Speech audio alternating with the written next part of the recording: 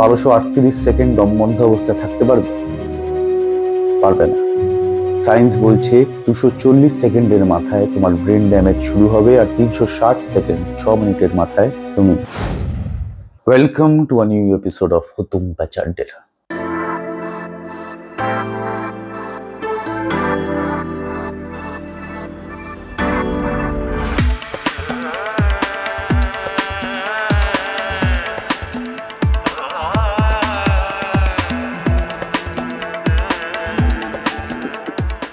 আমরা না আমাদের পাশের বাড়িতে কি হচ্ছে না হচ্ছে সেটা নিয়ে বেশ ইন্টারেস্ট প্রকাশ করি। মানে ওদের বাড়িতে কি রান্না হচ্ছে, বা পাশের বাড়িতে জোরে একটু আওয়াজ হলে কে কাকে কি বলছে না বলছে, মানে ওভারঅল আমরা ওদের ব্যাপারে সব রকম ওপিনিয়ন আমাদের কাছে আছে যে কি হলে ওদের ভালো হয় বা কি হলে ওদের ভালো হয় না।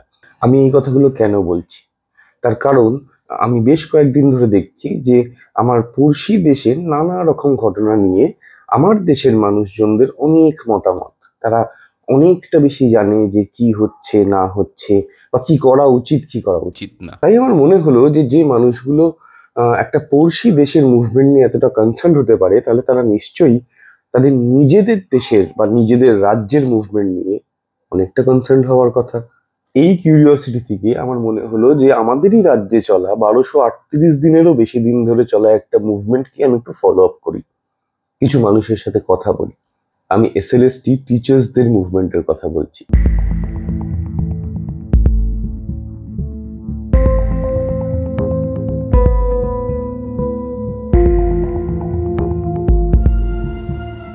আমি ওদের মধ্যে থেকে দুজনের সাথে কথা বলেছিলাম।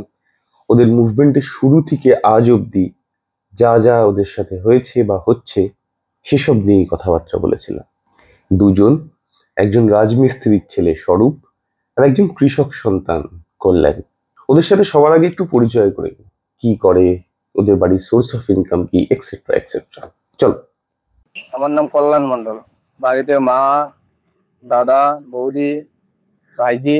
সংসার কৃষিকাজের উপর নির্ভর করেই। আমার বাবা কৃষিকাজ করতেন, তো দীর্ঘদিন ধরে এখানে যুক্ত হওয়ার পর আমার বাবাকে এখানে থেকেই আমি হারিয়েছি, গিয়ে আর দেখতে পাইনি। আর দাদা একটা ছোটখাটো কাজ করেন, সেই সুবাদেই চলে আর কি। টিউশন পড়াতাম, সেটুকু এখানে এসে সেটাও বন্ধ হয়ে গেছে। এখন কৃষিকাজ করছি আর কি, টুকটাক করে। আবার এখানে চলে এলাম। আমার নাম স্বরূপ বিশ্বাস। আমি 11-12 একজন যোগ্য বঞ্চিত চাকরিকর। সোর্স অফ ইনকাম বলতে বাবা রাজমিস্ত্রি কাজ করে, আর আমি টুকটাক টিউশনি পড়াতাম। কিন্তু এখানে এই আন্দোলনের, এই 1238 দিনের আন্দোলনের কারণে টিউশনি গুলো চলে গেছে। এখন ওই বাবার কাছেই হাত পাততে হয় বাবার কাছে। বিশ্বাস করো, একটা 38-40 বছরের ছেলে যখন তার বাবার কাছে হাত পাতে না, তার ভেতরটা যে কি হয় খুব কম মানুষই জানে। ওরা তো ভেবেছিল যে পড়াশোনা করে ওরা শিক্ষক হবে, শিক্ষক যাদেরকে আমরা বলি যে সমাজ গড়ার কাণ্ডারি। আজ ওরা যখন সেটা ভাবে তখন হতাশা, খারাপ, এটি আর বলে বোঝানোর ভাষা নেই। নিজেকেই নিজে শেষ হয়ে যাচ্ছি, আমরা নিজেই শেষ হয়ে যাচ্ছি। আজকে বয়স 38, 39, 40, অনেকের বয়স পেরিয়ে গেছে। কবে কি করব, কবে হবে? আজকে বাবা গেছে, মা অসুস্থ রেখে, আমার বাড়ি কোচবিহার, মাকে অসুস্থ রেখে আমি চলে আসছি। মাকে দেখার মতো কেউ নেই। পরিবারের প্রতি যে সহানুভূতি সেটা শেষ। আজকে নিজেকেই বাঁচানো দায় হয়ে গেছে। কার প্রতি কি দায়িত্ব নেব? নিজের জীবনই শুরু করতে পারিনি এখনো। মানসিক টেনশনে রাতে ঘুম খাওয়া সব ছুটে গেছে। জানি না এর জ্বালা আর কতদিন ভুগতে হবে। প্রত্যেকেরই একই অবস্থা। তবে এর মধ্যে থেকেও কেউ পরিবার পরিজনের পাশে এসে কোনো না কোনো কাজ করে খড়কুটোর মতো আঁকড়ে ধরে আছে। কিন্তু যাদের কোনো কিছুই হয়নি, যেমন আমরা এখানে দুজন, আরো কয়েকজন আছি আমরা, যারা এক্ষুনি মঞ্চটাকে ভালোবেসে রেখে আশায় বসে আছি হয়তো কোনোদিন সমাধান হবে, তার আশায় তারা এখনো বসে আছে। আচ্ছা, তোমাদের আন্দোলন তো বেশ ভালো গতি পেয়েছিল, তারপর কি হলো? একসময় প্রচুর সাড়া পেয়েছি।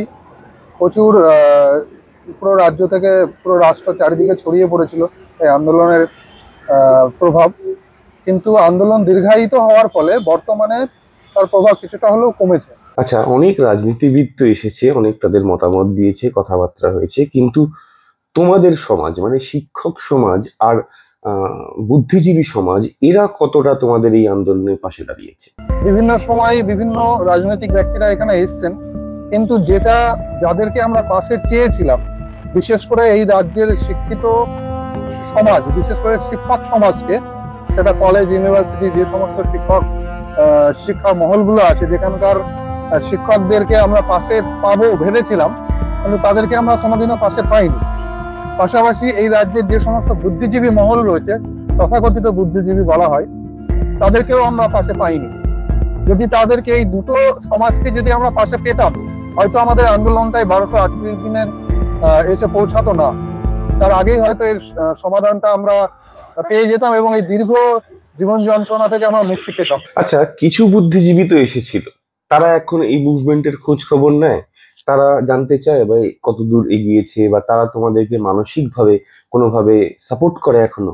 এখন তারা আমাদের দিকে ঘুরেও তাকায় না, কারণ জানি না তাদের চিন্তা ভাবনা গুলো কেমন, যে রাজ্যের শিক্ষিত ছেলে মেয়ে দুটো জেনারেশন ধ্বংস হয়ে যাচ্ছে, অথচ তাদের মধ্যে কোনো রকম কোনো প্রতিক্রিয়া নেই।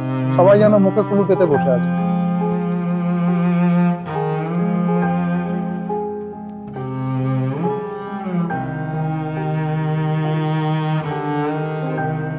এই বাংলাদেশ মুভমেন্টটাতে তো প্রচুর এ রাজ্যের মানুষ, তারা বেশ কয়েক সপ্তাহ ধরে মানে ঘন্টায় ঘন্টায় পোস্ট করছে, অনেক কথা হচ্ছে, অনেক কিছু হচ্ছে। তো তারা কেন তোমাদের এই মুভমেন্টটাতে তোমাদের পাশে এসে দাঁড়াচ্ছে না বলে তোমাদের মনে হয়? এই কথাটা বলতে গেলে প্রথমে আমাকে একটা বাউলের লাইন বলতে হয়, চিনলে আপন ঘরখানা, পাবে বিশ্বের সকল ঠিকানা, যা আছে দেহভাণ্ডে তাই আছে বিশ্ব ব্রহ্মাণ্ডে। এই সব বুদ্ধিজীবী মহল জানে না নিজের ঘরে কি আছে, নিজের দেহে কি আছে, নিজের বাড়িতে কি আছে, নিজের পাশে কি আছে, সেটা বিচার করতে না করে ওই বাইরের রাজ্য, বাইরের দেশ নিয়ে জ্ঞান দিবে বা প্রতিশ্রুতি দিবে বা তাদের পাশে থাকার বার্তা দিবে, সেটা আমার মনে হয় অলিক কল্পনা। কারণ নিজের বাস্তব জেনে দেখতে পাচ্ছেন না আমাদের শিক্ষা পরিস্থিতি। আজকে গ্রামগঞ্জে যান, স্কুলে যান, দেখুন না শিক্ষার কি হাল। স্কুল কলেজে শিক্ষার্থী আজকে ভর্তি হচ্ছে না, আসন ফাঁকা থেকে যাচ্ছে, যেটা আজকে সরকার, এটাও ওনারাও মেনে নিচ্ছেন যে শিক্ষার ঘাটতির ফল, শিক্ষকের অভাব, কোনো কর্ম নেই। শিক্ষার্থীরা আজকে কোন আশায় তারা পড়াশোনা করবে, এত টাকা পয়সা করে, এমএ বিএড করে, কৃষক করে সন্তান, ভাবুন তো একবার কত টাকা লাগতে পারে। এমএ বিএড করতে গিয়ে 25-26 বছর শুধু পড়াশোনাই করতে হয়, জমি ঘর বাড়ি বেচে এত টাকা পয়সা ধ্বংস করে আজকে আমরা এখানে এসে দাঁড়িয়েছি। তারপরেও সেই সাধারণ মানুষের বা শিক্ষক মহল বা যে সমস্ত বুদ্ধিজীবী, যাদের হয়ে সরকার থাকে, যাদের পাশে বিভিন্ন ভাবে সরকার সহায়তা করে, তারা সেভাবে কোথায়? তারা তো আমাদের নিয়ে কিছু করছেন না, আমাদের নিয়ে তো তারা পথে নামছেন না, শিক্ষা ব্যবস্থা নিয়ে তারা পথে নামছে না, ভবিষ্যৎ প্রজন্মের কথা তো ভাবছেন না, বর্তমান সমাজ কথা তো ভাবছেন না। কি পরিস্থিতিতে চলছে, শহর থেকে গ্রামগঞ্জে আরো গিয়ে দেখেন কি অবস্থা। আমরা তো গ্রামের মানুষ, মানে যেটা ভাষায় প্রকাশ করা যায় না, শিক্ষা কোথায় আজকে দাঁড়িয়েছে, সব ধ্বংসের দিকে। এ রাজ্যে অরাজকতার একটা বাতাবরণ শিক্ষাকে কেন্দ্র করে শীঘ্রই তৈরি হবে। আচ্ছা, এখানে আমাকে একটা কথা বলো, যে তোমরা তো দাবি করছো যে বেশ কিছু অযোগ্য শিক্ষক নিয়োগ হয়েছে, তো তাহলে তারা তো অলরেডি এই জেনারেশনের ছাত্রছাত্রীদের পড়াচ্ছে। তো তোমাদের কোথাও মনে হয় না যে এটা একটা মারাত্মক প্রভাব পড়বে নেক্সট জেনারেশনের উপর? সেটা বলতে গিয়ে নিজেরই কষ্ট লাগে। আমরা যখন নিজেরা পড়াশোনা করে পাশ করেছি, 3-4 ঘন্টা ঘুমোতে পেরেছি কিনা, আমাকে পাস করতে আমাদের কিছু করতেই হবে, কতটা প্রিপারেশন, কতটা প্রস্তুতি লাগে, সেই যোগ্যতা যারা পাস করে তারাই বলতে পারে, এবং যাদের সেই পড়াশোনার ক্যাপাসিটি আছে। কিন্তু যারা অর্থের বলে, ক্ষমতার বলে চাকরিটা নিয়েছেন, তাদের তো সেই মেধা আছে কিনা সেটা তো প্রকাশ পায়নি। যার ফলে তারা কি শিখাবেন সেটাই প্রভাব পড়বে সমাজে। আমার অটোমেটিক পড়া শুরু হয়ে গেছে, যেটা আমরা ফেসবুক খুলে এখন সোশ্যাল মিডিয়া দেখতে পারি। শিক্ষক ঘুমাচ্ছে, ছাত্র হাওয়া করছে, যোগ বিয়োগ পাচ্ছে না, প্রাইমারি হাই স্কুল পড়াতে পারছেন না। হ্যাঁ, তো সেই সব শিক্ষক তারা সেটা আমাদের ভাবনার বিষয় হয়ে গেছে। এবং জনগণ এবং গরিব ঘরের ছেলে মেয়ে গ্রাম বাংলায় সেই প্রভাব অটোমেটিক পড়া শুরু হয়ে গেছে।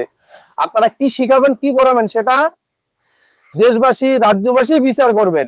শুধু অপেক্ষা, আর একটু সময় অপেক্ষা। আচ্ছা, যেদিন জানতে পারলে যে তোমাদের জায়গায় অন্য অযোগ্য শিক্ষক নিয়োগ হয়েছে, সেদিন প্রথম কি মনে হয়েছিল? অনেক অনুসন্ধান করে যখন জানতে পেলাম যে আমার পরের জন্য চাকরি করছে, প্যানেলের বাইরে থেকে চাকরি করছে, তখন ভাবলাম না, আন্দোলনের মধ্যে দিয়ে এই সমস্যার সমাধান করা সম্ভব। তাই আর দেরি না করে এই আন্দোলনের উদ্দেশ্যে রওনা হই। প্রথম সেই করুণাময়ী বিকাশ ভবনের পাশে 187 দিন যে ঝড়ের রাত্রে আমাদের ফেলে দিয়েছিল সেই ফুল বাগানের মাঠ, সারা রাত সেখানে বসেছিলাম 130 জনের ব্যাগ পত্র নিয়ে পুলিশি পাহারায়। মানে সেই করুণ নিদারুণ কাহিনী, সেটা বলে বোঝানোর নয়। তারপরের দিন আবার যখন বসি, আবার সেই একই পুলিশি নির্যাতন। তারপর কিছুদিন সরকারের সাথে আমাদের বৈঠক হয়, সেখানে আবার সেই আশা প্রতিশ্রুতি বিভিন্ন দিন বেঁধে দেয়, 40 দিন, কোনো ফল হয় না। দীর্ঘদিন পর আবার যখন আন্দোলনে আমরা পথে নেমে বিভিন্ন শিক্ষামন্ত্রী, মুখ্যমন্ত্রীর বাড়ির সামনে যখন আমরা পথ আন্দোলন করি, তখন আবার আমাদের সাথে বৈঠক হয়। সেখানে একটা দিন বেঁধে দেন, দিন সংখ্যা, সেটাও কোনো সমাধান হয়নি। শেষে আমরা কোর্ট মারফত এই 2021 তাহলে গান্ধী মূর্তির পাদদেশ থেকে কন্টিনিউ আজ 1238 আন্দোলন। এর মধ্যে অনেকবার বৈঠক হয়েছে, অভিষেক ব্যানার্জি, শিক্ষামন্ত্রী, শিক্ষা আধিকারিক, এসএসসি চেয়ারম্যান, যত আধিকারিক সবার সাথে বৈঠক হয়েছে। অনেক প্রতিশ্রুতি, অনেক দিন বেঁধে দিয়েছিলেন, কিন্তু সেগুলি বিশ্বাসই ছিল, তার সমাধান হয়নি। এখন তোমাদের মুভমেন্টটা ঠিক কোন জায়গায় দাঁড়িয়ে আছে? আমরা আমাদের দাবিটা আদায় হচ্ছে, ন্যায্য দাবির জন্য রাস্তায় নেমেছি। সরকারের প্রতি আমরা আস্থা রেখে বসেছিলাম অনেকদিন, এখনো আমরা রাস্তাতেই বসে আছি। কিন্তু এই চাকরিটা দেওয়ার ক্ষেত্রে সে সরকারি পদক্ষেপ নেবে, এখনো তাদের প্রতি আমরা আস্থা রেখেই চলতে হচ্ছে আমাদের। কারণ চাকরির যে নিয়োগ প্রক্রিয়াটা সেটা সরকারের তদারকিতেই হবে। এই মুহূর্তে দাঁড়িয়ে সরকারের কাছে তোমরা কি আশা করো? সরকারের কাছে, বিচারব্যবস্থার কাছে আশা যে হয় দ্রুত সমস্যার সমাধান করুন, আর যদি সেটা না পারেন, যদি আমাদের মৃত্যু যন্ত্রণাও দেন, মৃত্যু নেন, আমরা রাজি, আমরা প্রস্তুত। কারণ আমরা পারছি না, আমাদের কিছু নেই, আমাদের জীবন নেই, পরিবার নেই, আমরা সত্যি আমরা অপারক। আমরা স্বেচ্ছায় এখন মৃত্যু দিতেও প্রস্তুত, মৃত্যু বরণ করতেও প্রস্তুত। সরকার যদি চায় আমরা সেটা রাজি, বলুক, যেখানে যেদিন বলবো আমরা সেখানেই প্রস্তুত। কারণ আমাদের এই জীবনের আর কোনো মূল্য নেই, কতদিন বাঁচবো এভাবে আমরা। 1238 দিন আগে ওরা ঠিক যে জায়গাটাতে দাঁড়িয়েছিল, আজকে ওরা ঠিক সেই জায়গাটাতেই দাঁড়িয়ে আছে। মাঝে প্রচুর জল বয়েছে, প্রচুর মানুষ কলকাতা থেকে দিল্লি পাড়ি দিয়েছে, কিন্তু ওরা ওখানেই রয়ে গেছে। আমি জানি যে এই ভিডিওটা যে টপিকে বানানো সেটা এখন ট্রেন্ডিং না। ওদের ওদের কথাগুলো নিউজ পেপারের প্রথম পাতা থেকে গড়াতে গড়াতে গড়াতে গড়াতে শেষ পাতা ছাড়িয়ে চলে গেছে। তা সত্ত্বেও আমি তোমাদের কাছে আবেদন করব যে যদি মনে হয় যে ওরা ঠিক, বা যদি মনে হয় যে এই মুভমেন্টটা এগোনো উচিত, তাহলে ওদের পাশে দাঁড়াও, কোনো না কোনো ভাবে ওদেরকে সাপোর্ট করো। আমি জানি না কে চোর, কে কে এর পেছনে আছে, কে নেই, কিন্তু আমি এইটুকু দেখতে পাচ্ছি যে একটা গোটা জেনারেশন জাস্ট ভেসে যেতে বসেছে। আমি ইনফ্যাক্ট যেদিনকে এই ওদের সাথে কথা বলতে গেছিলাম সেদিনও কোর্টে ডেট ছিল, কিন্তু ডেট পিছিয়েছে। আসলে ওদের কাছে সময় নেই, ওদের যে এজটাতে ওরা রয়েছে সেই এজটাতে আর 5 বছরের মধ্যে ওদের লাইফে যদি কিছু না হয়, ওদের লাইফ শেষ। আমি এইটুকু বিশ্বাস করব যে রায় যাই হোক সেটা যেন একটু তাড়াতাড়ি হয়, কারণ আমি একটাই কথা বিশ্বাস করি, justice delayed is justice denied.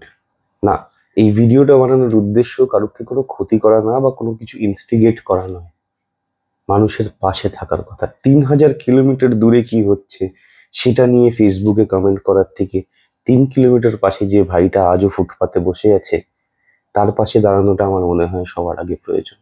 বাকিটা তোমাদের উপর। টিল দেন, টেক কেয়ার, খুব ভালো থেকো। আর যাওয়ার আগে একটা কথা বলবো,